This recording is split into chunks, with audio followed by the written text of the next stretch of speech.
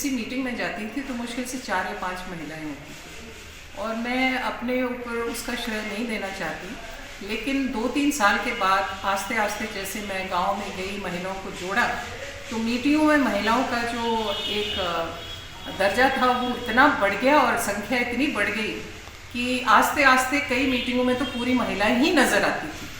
और मुझे जो चुनौती मिली कि मैं कहीं भी जाती थी तो कुछ जेंट्स सोचते थे कि ये क्या कर सकती है, ये क्या कर लेगी।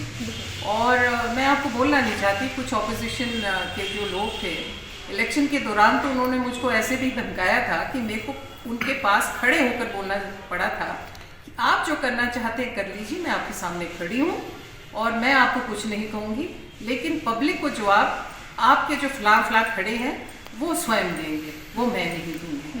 तो उससे उन लोगों को थोड़ा सा पता लगा कि ये निडर है, और मुझे काफ़ी चुनौतियों का सामना करना पड़ा। लेकिन आपने जैसे एक प्रश्न पूछा कि आज की राजनीति और उस समय की राजनीति में क्या फ़र्क है, तब लोग चाहते थे कि कोई लीडर आए, कोई समाज सेवी आए, कोई काम करे। लेकिन अब मैं ऐसे देख रही हूँ कि यहाँ पर लोग पैसे के पीछे बहुत भाग रहे हैं। जो पैसा दे रहा है, जो एक पैसे को इस्तेमाल कर रहा है राजनीति करने के लिए, उसकी तरफ थोड़ा सा लोग भाग रहे हैं। और जब वो कोई बन भी जा रहा है या सत्ता में आ जा रहा है, फिर उसके बाद वो लोग कहते हैं कि हमारे काम नहीं हो रहे हैं। क्योंकि जो शुरू से लोगों के साथ जुड़ा है, जिसने उनकी प्रॉब्लम्स अपने आंखों से देखी हैं, वो उस प्रॉब्लम्स को सॉल्व करने के लिए अपनी कुर्सी पर जब बैठता है उसको करता है। पर जो पैसा दे के करता है, उसने बोला मैंने तो दे दिए इसको पैसे, कमाने अब मैंने ना कमाने की बात अलग है, अब मैंने इसका काम क्यों करना, जो मैंने करना था वो कर दिया है। तो ये फ़र्क तो मेरे को महसूस हो रहा है। आपके चैनल के तहत बोलना चाहूँगी, जब भी कांग्रेस कोई वादा करती है उसको पूर्ण करती है।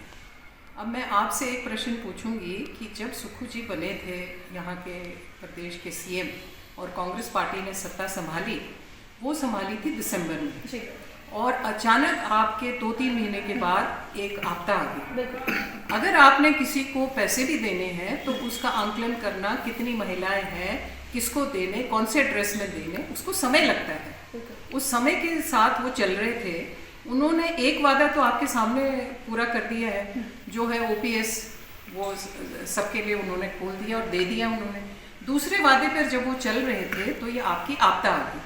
आज मैं इनसे प्रश्न पूछना चाहती हूँ, मेरी महिलाएं नहीं वो कह रही, क्योंकि मेरी महिलाएं समझ रही हैं, लेकिन जो विरोधी दल है वो इस बात को ज़रूर बोल रहा है कि 1500 रुपये महिलाओं को क्यों नहीं आए। मैं उनसे ये बोलना चाहूँगी कि आपदा के समय में हमें उन परिवारों को, उन जगहों को, और वो जो आपके संस्थान हैं जो बिल्कुल नष्ट हो चुके हैं, उसमें पैसा डालने की अभी ज़रूरत है। उस खर्चे को देखने की ज़रूरत है कि जो परिवार आज टेंटों में रह रहे हैं उनको हम खड़ा करें, ना कि हम अभी इस पैसे को 1500 के रूप में महिलाओं को दें। मिलेगा 1500 रुपये, लेकिन वो आस्ते आस्ते मिलेगा, जिस प्रकार सरकार समझेगी कि हमने कैसे कैसे देना है वो मिलेगा। ये मैं आपको आश्वासन दिलाना चाहती हूँ, क्योंकि कांग्रेस पार्टी अपनी बात पर बिल्कुल खड़ी है और खड़ी ही रहेगी।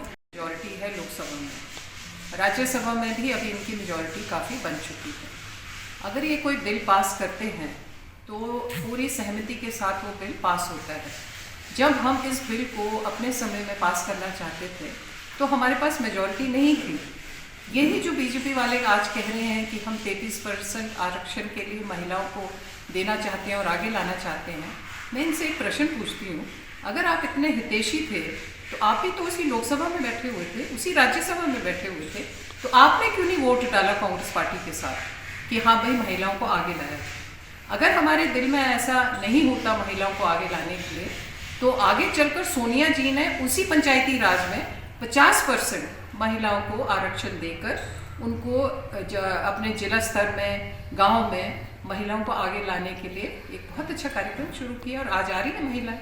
जी, महिलाएं आई हैं, तो मैं, क्योंकि मैं कांग्रेस पार्टी की हूँ इसलिए मैं उसको श्रेय नहीं दे रही उस पॉइंट को, लेकिन कांग्रेस पार्टी ने ही महिलाओं को आगे किया था। उसमें सबसे पहला जो एक कदम उठाया था वो इंदिरा जी ने ही उठाया था, और उस समय उन्होंने कुछ ऐसी महिलाओं को हर स्टेट में जो काबिल थे उनको सीएम बना के बिठाया और उनको पूरा उन्होंने अपनी तरफ से जो भी वो दे सकती थी मदद या उनको कोई ज्ञान, उन्होंने पूरा देखा कि वो जो महिलाएं सीएम बनी हैं वो आगे भी बढ़ें और दूसरी महिलाओं को अपने साथ जोड़ें। और फिर राजीव जी ने जिस तरीके से महिलाओं के लिए पंचायती राज में एक दरवाज़ा खोल दिया, उसमें जो महिलाएं हैं वो सक्षम होकर बाहर निकली और उन्होंने राजनीति में अपना पहला कदम रखा। जी।